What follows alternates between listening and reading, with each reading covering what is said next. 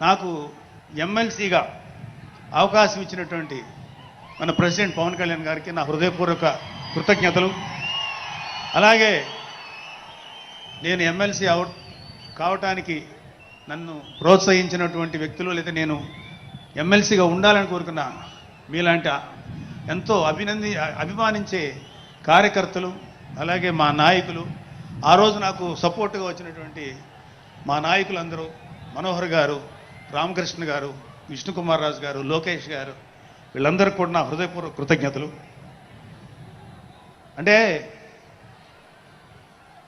దేవుడు అనేవాడు మనం అడిగితే వరాలు ఇస్తాడు, ఖచ్చితంగా వరాలు ఇస్తాడు. కానీ అడగకుండానే వరాలు ఇచ్చేవాడు పవన్ కళ్యాణ్. అతను ఏమని పిలవాలో మీరే డిసైడ్ చేసుకోండి. చివరగా ముఖ్యమైన విషయం ఏంటంటే, జనసేనకి ప్రాణవాయువు లాంటి వాళ్ళు కార్యకర్తలు, వీర మహిళలు, జన సైనికులు, అభిమానులు. నేను ఒక జన సైనికుడిని అని చెప్పుకోవటంలో ఉండే ప్రైడ్ నాకు ఇంకా ఏ విషయంలో రాదు. చాలా గర్వపడుతుంటాను.